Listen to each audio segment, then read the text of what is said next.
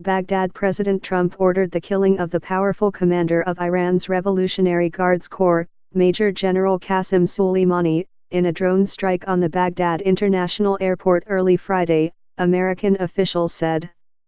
General Soleimani's death was confirmed by official Iranian media. General Soleimani was actively developing plans to attack American diplomats and service members in Iraq and throughout the region, the Pentagon said in a statement. General Soleimani and his Quds force were responsible for the deaths of hundreds of American and coalition service members and the wounding of thousands more. This strike was aimed at deterring future Iranian attack plans, the statement added. The United States will continue to take all necessary action to protect our people and our interests wherever they are around the world. The killing of General Soleimani was a major blow for Iran and a major escalation of President Trump's maximum pressure campaign against Iran, which began with economic sanctions but has steadily moved into the military arena. The strikes followed a warning on Thursday afternoon from Defense Secretary Mark T. Esper, who said the United States military would preemptively strike Iranian-backed forces in Iraq and Syria if there were signs the paramilitary groups were planning more attacks against American bases and personnel in the region. If we get word of attacks, we will take preemptive action as well to protect American forces, protect American lives, Mr. Esper said. The game has changed. In Iran, state television interrupted its programming to announce General Soleimani's death. The news anchor recited the Islamic prayer for the dead, "From God we came and to God we return," beside a picture of General Soleimani. American officials consider General Soleimani, the commander of the Revolutionary Guards elite Quds force, responsible for the deaths of hundreds of American soldiers during the Iraq War and hostile Iranian activities throughout the Middle East. This is devastating for the Iranian Revolutionary Guards Corps, the regime, and Khomeini's regional ambitions, said Mark Dubowitz, chief executive of the Hawkish Foundation for Defense of Democracies, a think tank that supports a hard line against Iran, referring to the country's supreme leader, Ayatollah Ali Khomeini. For 23 years, he has been the equivalent of the JSOC commander, the CIA director and Iran's real foreign minister, Mr. Dubowitz said, using an acronym for the United States Joint Special Operations Command. He is irreplaceable and indispensable to Iran's military establishment. The American drone strike hit two cars carrying Mr. Soleimani and several officials with Iranian-backed militias as they were leaving the airport. American officials said that multiple missiles hit the convoy in a strike carried out by the Joint Special Operations Command.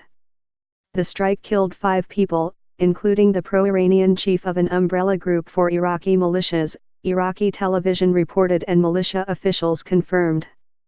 The militia chief, Abu Mahdi al-Muhandis, was a strongly pro-Iranian figure. The public relations chief for the umbrella group, the Popular Mobilization Forces in Iraq, Mohammad Ridha Jabri, was killed as well. 2 other people were killed in the strike, according to a general at the Baghdad Joint Command, who spoke on condition of anonymity because he was not authorized to speak to the news media. According to the Iraqi general, General Soleimani and Mr. Ridha, the militia public relations official, arrived by plane at Baghdad International Airport from Syria. 2 cars stopped at the bottom of the airplane steps and picked them up. Mr. al-Muhandis was in one of the cars. As the 2 cars left the airport, they were bombed, the general said. The strike was the second attack at the airport within hours. The New York Times. An earlier attack, late Thursday, involved 3 rockets that did not appear to have caused any injuries. The strikes come days after American forces bombed 3 outposts of Kataib Hezbollah, an Iranian-supported militia in Iraq and Syria, in retaliation for the death of an American contractor in a rocket attack last week near the Iraqi city of Kirkuk. The United States said that Kataib Hezbollah fired 31 rockets into a base in Kirkuk province, last week, killing an American contractor and wounding several American and Iraqi servicemen.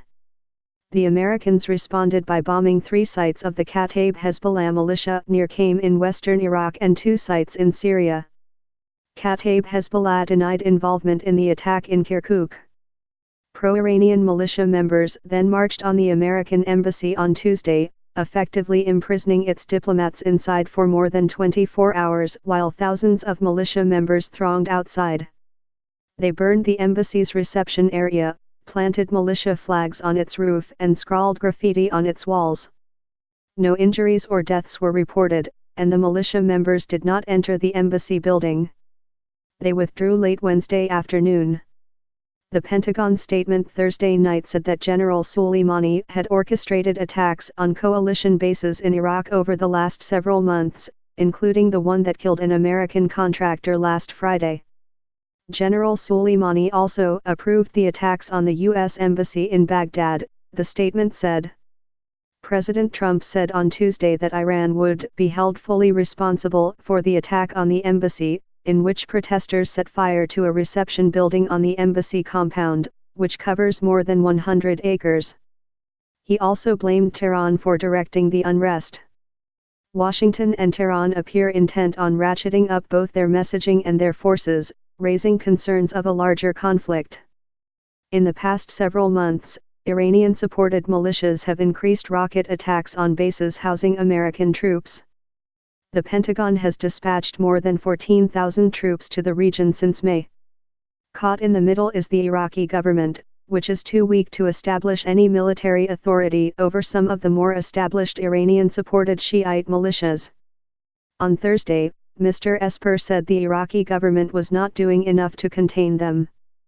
The Iraqis need to stop these attacks from happening and get the Iranian influence out of the government, Mr. Esper said.